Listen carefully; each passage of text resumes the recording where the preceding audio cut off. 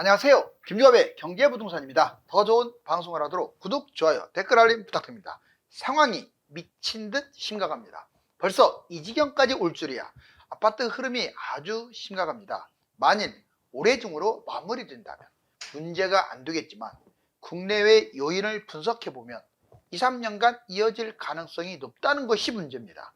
집값 폭락을 원하는 사람들은 집값 거품이 절정에 올라서 무너지는 중이며 정부 문제와 공급, 인구 등의 구조적인 문제로 대재앙을 맞을 것이라고 말합니다. 집값 상승을 주장하는 사람들은 최근 주요 지표, 즉 주간 시세와 거래량, 매수 심리가 2021년 최고 시세를 추월했으며 이미 서울은 상상 초월의 불장이라고 말합니다. 지금이라도 어떤 선택을 하면 늦지 않았을까요? 유료 상담은 010-2616-6276 제가 직접 매수 타이밍과 입지를 전해드립니다. 지금 바로 전화 주십시오. 상황이 미친 듯 심각합니다. 벌써 이 지경까지 올 줄이야. 자, 이렇게 누구나 다 폭락을 원합니다. 싸게 집을 잡고 싶죠. 그런데 오늘 방송 끝까지 보세요. 아주 객관적인 데이터를 중심으로 상황을 진단하겠습니다. 자, 먼저 부정적인 부분부터 볼게요. 집값 폭락 주장하는 세 가지 주장하는 분들은 이 근거를 들어요. 집값 세계 1위 홍콩 부동산 빙하기 덮쳤다. 주택가격 13번 달하. 지금 홍콩, 중국 쪽은 난리도 이런 난리가 없어요. 지금 가격도 없습니다. 집값 폭락. 일단 거품이 절정이다. 정부 규제가 심각하다.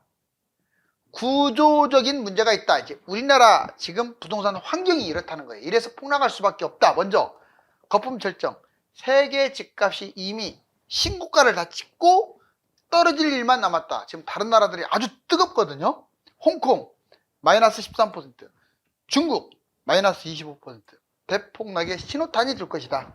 특히 상업용이 떨어진 다음에 주택이 떨어질 텐데 중국은 최대 마이너스 30%. 와, 미국은 마이너스 70%까지 최대 폭락을 했다.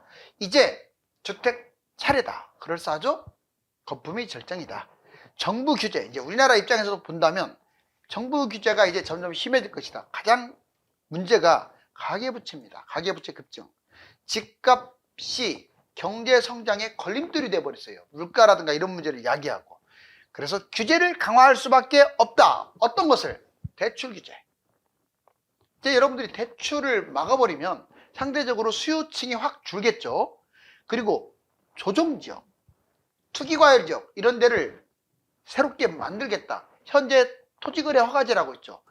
이것은 집값을 막는 아주 중요한 역할을 합니다. 이걸 신설하겠다 이거예요. 서울 같은 경우 조정지역, 투기과열지역, 투기지역 이런 거. 그 다음에 다주택자, 법인들 이걸 규제하겠다. 그 전에 취득세, 양도세, 중과세를 뭐 없앤다고 했는데 다시 또 부활할 수도 있어요. 보세요. 취득세, 양도세, 중과. 지금 이런 일이 벌어진 것은 집 한 채 있는 사람이 또 집을 사기 때문에 그렇다. 한마디로 다주택자가 집을 매입하니까 그렇다. 이 다주택자들에 대한 중과세를 강화한다. 자, 구조적인 문제도 있습니다. 예를 들어서 지금 공급이 지나치게 확대되고 있다.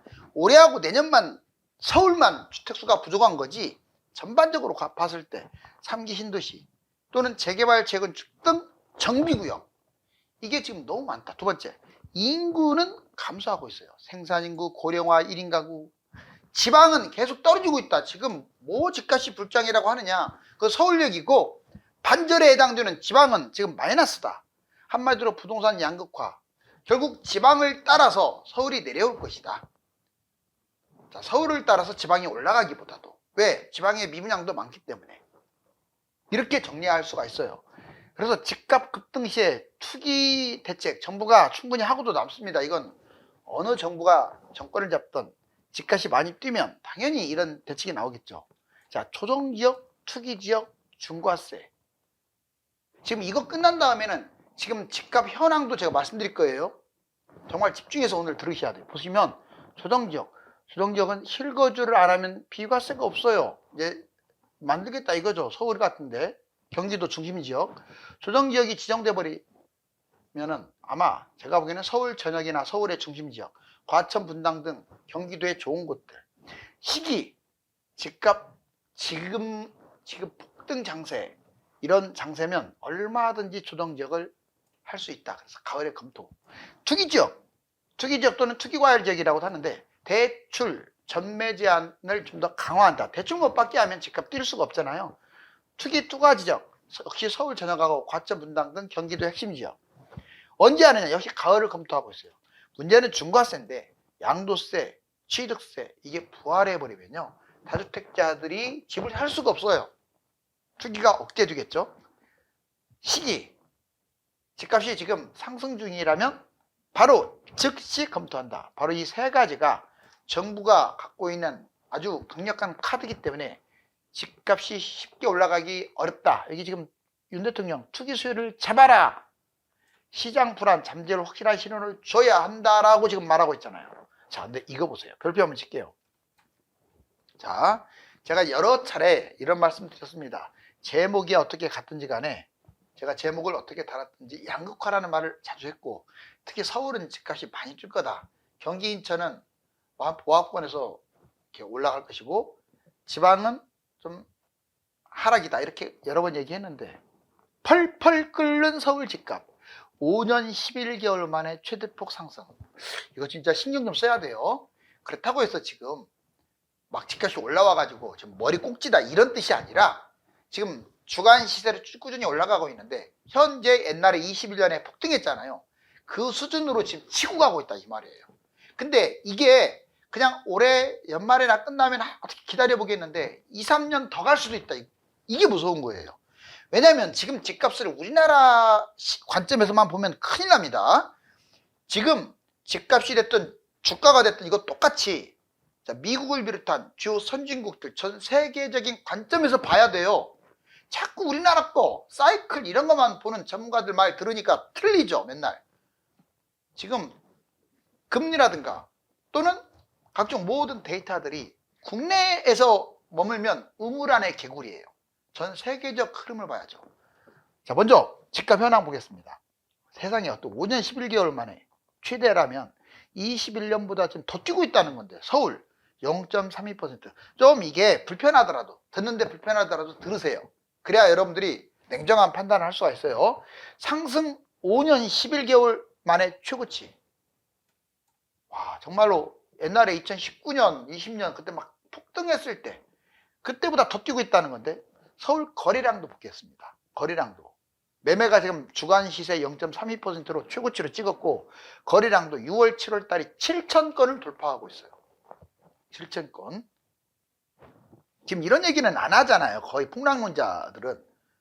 매수 심리 지금 104.8입니다. 100이 넘어가기가 쉽지가 않는데 점점 치고 가고 있어요. 특히 서울.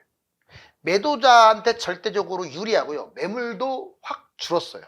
자, 상승 요인을 볼까요? 가장 큰 이유가 이거예요. 세계적으로 뛴다 이거예요. 아니, 그 나라는 그 나라고 우리나라는 우리나라인데 제가 이따 근거 자료를 보여드릴게요. 자, 세계적으로 올라간다. 부동산, 주식, 암호화폐, 또 얘들, 즉 불안전 자산, 위험 자산이라고도 하는데 부동산, 주식, 암호화폐가 계속 올라갔다 떨어졌다 하면서 올라간다는 거예요. 지금 같이 가는 거예요. 기준금리 인하에 대한 기대감, 이게 지금 문제입니다. 기준금리가 이제 본격적으로 진행될 텐데 그러면 시중금리도 인하가 되고 당연히 집값은 올라갈 수밖에 없어요. 기타 지금 1, 2년만 놓고 보면 특히 서울 같은 경우 물량이 없어요. 지금 부족해요. 돈 화폐는 미친 듯이 찍어냈어요. 즉 화폐 가치가 하락한다는 거예요. 유동성 풍부. 분양가는 또 계속 올라갑니다. 분양가 올라가게 되면 그 주변에 아파트값 상승하는 효과를 가져와요. 자, 이제 향후 전망은 그럼 어쩌냐? 이 3단계로 갈 가능성이 커요. 1차 강남 3구 한강변이 먼저 뛴 거 아시죠? 그래서 부동산 양극화로 갔는데 지금은 2단계는 넘어갔어요. 2단계로 지금 진입했어요. 서울 외곽하고 수도권의 웬만한 곳들은 다 지금 뛰고 있습니다. 상급지로 지금 무섭게 확산 중이에요. 이제 곧 아마 이번 주 다음 주 곧 3차 수도권 외곽, 지금 수도권 외곽은 별로 못 갔잖아요. 경기도 인천은 지방은 오히려 마이너스잖아요. 이런 데까지 상승할 확률이 높겠죠. 왜? 지금 서울하고 중심지가 상승폭이 커지고 있기 때문에 얘들이 전국적으로 부산, 대구, 광주 이런 데까지 뛸 가능성이 높아져 버렸어요. 이게 향후 전망입니다. 걔들은 이제 뛰기 시작한 거기 때문에. 여기 보세요. 백문이 불여일견이에요. 통계치가 중요합니다. 서울 시뻘건네요. 자, 0.32%로 5년 만에 최고치를 찍고 있고, 그 다음에 인천, 경기도는 상대적으로 약했는데 많이 올라왔어요. 지금 인천 0.16, 경기 0.10. 자, 수도권 빨간색이고 지방은 아직은 파란색이 좀 더 많은데 마이너스가 좀 줄었죠. 마이너스 11, 0.11, 마이너스 0.03 이런 식으로. 오히려 울산이나 전북은 플러스로 전환돼 버렸고요. 이처럼 양극화가 진행 중인데 지금 지방이 조금씩 회복하고 있는 중이다. 자, 이 시세가 중요해요. 여기 보세요. 4월부터 8월까지인데 4달에 걸쳐서 계속 쪘어요. 이 빨간색 보세요. 서울 0.30까지 가다가 좀 빠지는 듯 하다가 또 올라가고 신고가 0.32. 얘가 0.03에서 0.32까지 올라가는데 약 4달 걸렸는데, 역으로 말하면 얘가 지금부터 진짜 떨어진다라는 조건으로, 떨어진다 해도 4달이 지나야 떨어진다는 얘기예요. 떨어진다는 보장도 없고요. 이거 맞잖아요, 제 말이. 얘가 갑자기 다음 주에 떨어지지 않아요. 혹시 급격하게 하락을 하더라도 4달 지나야 마이너스예요. 그리고 떨어진다는 보장보다는 오히려 이 정도 지금 현재 시세로 유지하거나 더 올라갈 확률이 더 커요. 이미 호랑이 등에 올라탔기 때문에. 자, 서울 전셋값도 뛰고 있고요. 전국 매매가가 마이너스였다가 서울이 워낙 뛰어버리니까 따라 올라가 버리고 있잖아요. 결국 지방도 마이너스인데 결국 플러스로 전환된 지역들이 나오고, 서울 아파트 거래량 그러면 점점 늘어나서 6월달 7월달 7,000건 초과. 그러면 이런 말을 합니다. 선생님, 제가 지금 지방에 집을 갖고 있는데 그냥 나는 이거 그냥 많이 올라갈 때까지 끌고 가고 싶은데 올라갈 수 있을까요? 지금 흐름으로는 가능성 높습니다. 지금 가격보다, 지금은 거래도 안 되겠지만 점점 가격이 올라가면서 거래될 가능성이 높아요. 여기 보실래요? 자, 이제 세계 집값 냉정한 흐름도 같이 보자고요. 왜 이렇게 갑자기 우리나라 집값이 봄부터 뛰었을까? 제가 여름만 되면 집값 폭등한다고 여러 번 얘기했고, 이미 서울은 올라갈 것이라고 여러 번 단정적으로 얘기했는데 생각보다 지금 상승폭이 커서 저도 당황스러워요. 글로벌 집값 강한 상승세. 집값만 뛰는 게 아니라 증시, 가상화폐, 금 다 뛰기 때문에 돈 빼고, 우리나라 돈 빼고 다 뛰기 때문에 지금 뛰는 거예요. 먼저 글로벌부터 2024년 이후에 계속 신고가 찍고 있어요. 올해 들어와서 옛날에 2021년 꼭지를 다 뛰어넘었어요. 주요 선진국들이. 세계 주요 26개국, 미국, 유럽 선진국 초강세입니다. 집값이. 거래량 급증하고요. 주택 수가 부족해요. 이게 부동산만 뛰면 오래 못 가겠다 하겠는데, 주식, 암호 같이 동반 상승을 해서 내년 내후년까지 현재로서는 이어질 가능성이 높다는 데 문제가 있어요. 미국 2023년 이후에 신고가.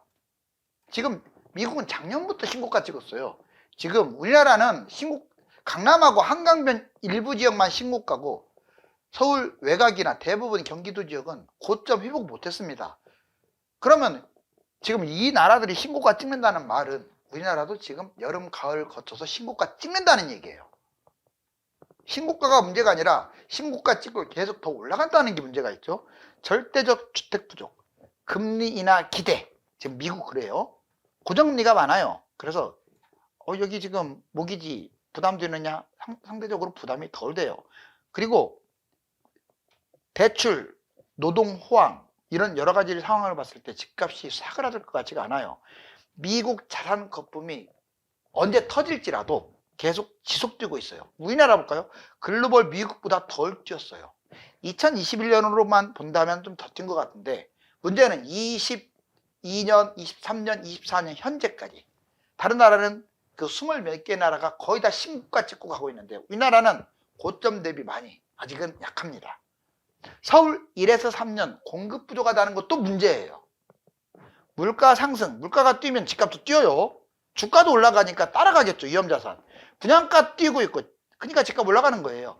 금리 인하가 이게 문제입니다. 금리 인하. 이거 앞으로 1, 2년 동안 계속 금리 인하 퍼레이드. 또 문제가 있어요. 집값 거품을 말하기에 앞서서 화폐, 돈을 너무 찍어냈어요. 화폐 가치 하락. 자, 그러면 글로벌 볼게요. 자, 이게 전 세계 집값 2021년보다 더 높죠. 보세요. 지금 신고가 찍고 막 날아가고 있잖아요. 이렇게 계속 갈 것 같은데요. 미국 나스닥 보세요. 자, 여기서부터 여기까지. 와, 미국은요. 여기 보시면 2010년 미국발 금융위기 2008년 7년에 한 폭락한 이후로 뭐 떨어진 게 조금 있긴 하지만 코로나 때 잠깐 빠졌지만 지금 신고가예요. 이렇게 가고 있어요. 그러니까 이게 주식 대비해서 부동산이 싸다고 생각하는 거예요, 미국이. 그래서 집값이 막 신고가 찍고 있는 거예요. 이거 두 개 보세요. 비교를 해보세요. 미국 뛴다고 해서 무조건 우리나라가 뛴다. 과거에 거의 뛰었습니다. 그리고 미국만의 문제가 아니잖아요. 선진 국가들이 다 지금 이러고 있어요. 주가도 신고가, 집값도 신고가. 집값 폭락론. 그렇다면 현재까지만 놓고 보면, 자, 집값 폭락론이 3년 내내 틀렸던 이유 아예 지금 여기 나오네요. 뉴스에. 뭐 다 틀렸다고는 할 수 없지만 일단 저도 뭐 제목은 뭐 폭락 이렇게 했지만 23년 이후로는 양극화, 상급지는 올라간다고 여러 번 얘기했죠. 근데 왜 틀렸을까요?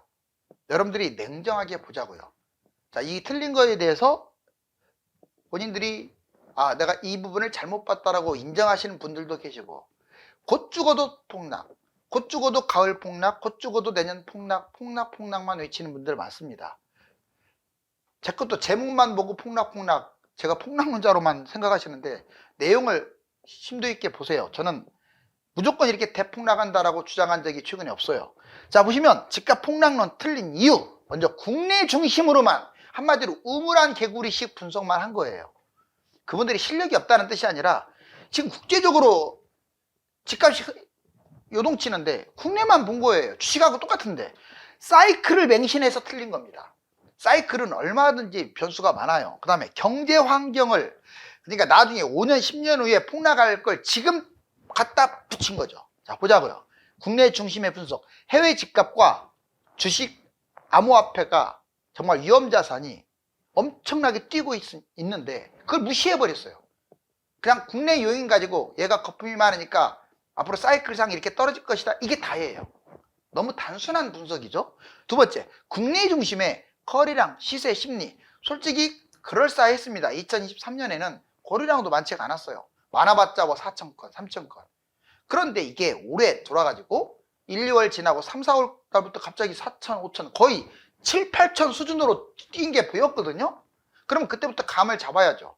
그리고 국내만 뛰었다면 떨어지겠구나 하는데 해외가 신고가 찍고 가고 있잖아요. 문제는 이미 작년부터 신고가 찍은 것도 많고, 이게 집값만 뛰는 게 아니라 모든 위험자산이 다 뛴다는 얘기는 2, 3년 집값이 폭등할 가능성이 크다는 얘기예요. 이거 너무 좀 단순한 얘기거든요. 여기 보세요. 풍부한 유동성, 분양가도 뛰고 있고 돈이 미친 듯이 넘쳐났어요. 그래서 그걸 유동성이라고 하고, 물가 상승, 물가 뛰는 것도요, 집값 상승을 부채질하는 거예요. 이걸 너무 경시했다고요. 사이클 맹신했습니다. IMF 미국 위기 때 보면 적당하게 이렇게 떨어졌다 올라갔죠. 꼭 그 모양 그대로만 한다면 2027년이나 집값이 뛰겠죠. 왜? 한 3, 4, 5년 이렇게 조정해야 하니까. 그런데 다른 나라가 뛰어버렸는데 우리나라만 뭐 떨어지겠습니까? 다른 나라도 그때는 떨어졌기 때문에 사이클이 같았던 거예요. 근데 다른 나라 사이클이 분기되고 이미 올라가는데 그걸 끝까지 고집하는 거야. 말이 안 되죠, 그거는. IMF 미국 위기 하락 사이클을 그대로 적용한 거예요. 이번에는 위기가 아니잖아요. 코로나지. 2008년, 2009년 레드캡 바운스, 저도 강조한 적이 있어요. 2022년에는. 근데 결과적으로 방향을 틀었는데 지금 레드캡 바운스라고 할 근거가 없어요. 물론 2년, 내년 하반기 때 떨어질 수도 있겠죠. 근데 너무, 만약 내년 하반기까지 올라간다면 여러분들 10억 기준으로 지금 흐름이라면 5억 돼요. 5억. 아니, 떨어지면 뭐합니까? 5억, 그냥 1년 만에 5억 뛰어버리면 그냥 망하는 거 아니에요? 그래서 그걸 계속 관망하고 지켜보고 해야 돼요. 부동산 거품만 강조, 화폐 하락 경시. 부동산 거품이 심하니까, 저도 강조 많이 했어요. 심하니까 그냥 무너질 것이다. 근데 돈같이 떨어지는 것은요. 자, 경제 환경을 너무나 강조했어요. 하락은 경제 위기 때만 하락이 오는 거지, 경제 침체 가지고 집값 폭락한 사례는 없어요. 일부는 30년 그냥 하락을 했기 때문에 그런가 보다 하는데 경제 위기가 터진 게 아니잖아요. PF 위기를 강조, PF가 좋을 건 없어요. 건설사 부도나고 금융권 취약. 근데 이게 지금 은행이, 뱅크런이 막 터진 게 아니잖아요. 막 터졌다면 문제가 되죠. 뱅크런 터지는 거하고 한두 개 터지는 거하고 집값 폭락하고는 별개예요. 위험 요인은 커졌지만 성장률, 수출입, 달러가 너무나 높아. 자, 이런 부분들이 안 좋다고 해서 집값이 폭락한다? 아까 다시 말하지만 경제 침체보다 경제 위기가 와야 집값은 폭락하는 거예요. 이걸 지나치게 강조한 거죠. 이 세 가지를 지나치게 강조하니까 집값 폭락이 틀린 거예요. 여기 보세요. 자, 글로벌입니다. 자, 2000년부터 미국발 금융위 있대. 여기 꼭지 찍고 떨어졌네요. 이렇게 쭉 떨어졌다가 다시 또 올라가고 있고 이렇게 올라갔죠. 그다음 미국 보세요. 똑같아요. 지금 미국도 2000년부터 꾸준히 올라가다가 또 미국발 금융위 때 떨어졌다가 이게 지금 사이클이 거의 한 5년 떨어졌잖아요. 그러다가 치고 올라가네요. 자, 서울 보세요. 똑같지 않나요? 올라갔다가 미국발 금융위 때 떨어졌다가 치고 올라가는데 문제는 얘들이 지금 신고가 찍고 가고 있어요. 얘들도 신고가 찍고. 근데 우리나라만 이 사이클 강조해가지고 이때처럼 떨어질 것이다 이렇게. 이건 진짜 좀 분석 자체가 이상한 거 아니나요? 왜? 여러분들 미국만 꼭 염두하는 게 아니라 다른 나라 재화, 다른 나라 부동산하고 우리나라 부동산, 특히 미국, 캐나다, 호주, 뉴질랜드, 우리나라가 똑같이 간단 말이에요. 항상. 그러면 다른 나라가 신고가 찍으면 우리나라도 신고가 찍을 가능성이 거의 90% 아니나요? 특히 서울, 뭐 지방은 인구 감소라는 특수성이 있지만 이거 보세요. 설령 이렇게 올랐다가 떨어졌다가 올랐다 떨어졌다 했다지만 결국 45도 각도로 계속 뛰지 않았나요? 집값. 집값은 폭등과 폭락의 역사가 아니라 폭등의 역사라는 걸 잊으면 안 돼요. 그래서 폭락이 좋기는 한데 한번 오면 좋은데 너무 폭락에 빠지면 안 돼요. 부동산 양극화 피할 지역. 하지만 그렇다고 해서 파상적으로 아무거나 잡으라고 저는 얘기 안 합니다. 자, 소외 지역은 피하세요. 경기 외곽, 인천 외곽, 지방 5대 광역시의 외곽, 중소도시 전체 이런 데는 하지 말라는 것보다 신중하자고요. 비교 열세, 강남에서 가성비가 낮은 곳들, 즉 한강에서 먼 곳들, 개포대치, 역삼, 도곡 하지 말라는 게 아니라 자, 잡기는 잡는데 이거 잡을 바에는 비슷한 금액대의 한강 라인 쪽으로 잡아라 이런 말. 서울 가성비 낮은 곳, 비싸기만 하고 가성비가 낮은 곳, 목동, 마포, 강동, 강서 끝자락들이죠. 학군이나 아니면 업무직으로 버티는 곳은 좋은 게 아니에요. 입지가 좋지 않다는 얘기니까. 자, 얘들 대신에 입지 좋은 쪽으로 뭐 성동구나 동작구나 이런 쪽으로 갈아타는 게 더 낫겠죠. 경기 가성비가 낮다. 분당, 광교, 송도, 이기. 여기가 나쁘다기보다도 얘들도 많이 뛰는데 여기 잡을 바에는 이 돈으로 서울 비슷한 곳을 잡는 게 더 뛴다. 자, 못난이 잡으면 안 되겠죠. 3기 신도시와 경쟁하는 재건축 재개발. 추가 분담금 많이 나오는 곳들. 자, 위험 상황, 미분양 나홀로 이런 것들. 자, 부동산 10개명. 언제 이거 쭉 펴놓고 꼭 이거 기억을 하세요. 자, 부동산 10개명. 죽기 살기로 덤벼야 합니다. 두 번째, 자기 뜻대로 해야지 가족회의 해가지고 그렇게 되면 결국 집 못 잡아요. 본인 중심으로 제발 자기가 사는 곳이 최고라고 여기면 안 돼요. 투자 가치와 사는 곳은 별개예요. 제발 현재를 중요시 여기세요. 진작 만났더라면, 그때 샀더라면 가정을 하지 말라고요. 가정은 패배자들이나 하는 말이에요. 자, 지금 냉정하게 또 판단해야 돼요. 제발 흐름을 판단해라. 지금 흐름이 전체적 세계적 흐름이 어떤가를 판단하고 사든지 말든지 해야 돼요. 입지를 보세요. 입지가 제일 중요해요. 거기 언덕이 많으니까. 집 구조가 마음에 안 드니까 너무 오래됐으니까 입지는 좋은데 오히려 거꾸로 자, 언덕이 많고 집 구조가 마음에 안 들고 너무 오래됐는데 입지가 좋다. 그럼 그 최고 좋은 지역이에요. 최고로 좋은 지역. 입지가 제일 중요해요. 입지는 강남 서초에 가까운 곳을 입지라고 해요. 그런데 자, 언덕도 없이 평범해. 평평해. 집 구조도 마음에 들어. 그리고 새 아파트야.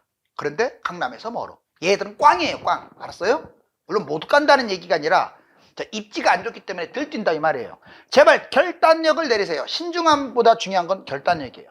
제발 양파 깎기 하지 마세요. 자, 뭐 하나 해결되면 또 이거 문제, 하나 해결되면 또 이거 문제. 그러니까 무주택으로 계속 가는 거예요. 제발 내 집 마련, 투자, 태평한 말씀하지 마라. 부동산에서 누구나 다 그냥 투자라는 말보다 그냥 내가 살 집을 원한다. 얼마나 달콤한 말입니까? 근데 그게 잘못됐다고요. 자본주의 사회에서 그런 게 어디 있어요? 자, 내 집 마련하네, 투자하네, 이 둘 다 태평한 말이에요. 투자도 태평한 말이에요. 생존의 문제입니다. 부동산은 어느 나라나 생존의 문제예요. 어떻게 생존의 문제를 생각해야지. 그냥 내가 살 집 사는 거예요. 그래 놓고 집값 안 뛰면 땅 치고 후회하죠. 자, 제발 60대가 내가 이 나이 먹어서 뭐 하랴. 여러분들 부동산 투자는 50대, 60대가 제일 많아요. 60대는 젊은 나이에요. 이 나이 먹어서. 자, 아주 중요한 말 집어냈습니다. 자, 아파트 폭탄. 물론 제가 무작정 뭐 언제까지 뛴다는 뭐 그런 걸 떠나서 여러분들이 좀 냉정하게 양쪽 의견을 다 듣고 냉정했으면 좋겠어요. 이왕 기다린 것 끝까지 기다리거나 지금이라도 냉정하게 매수하겠다는 의견이 갈립니다. 변수는 많지만 만약 상급지라면 지금도 좋습니다. 감사합니다.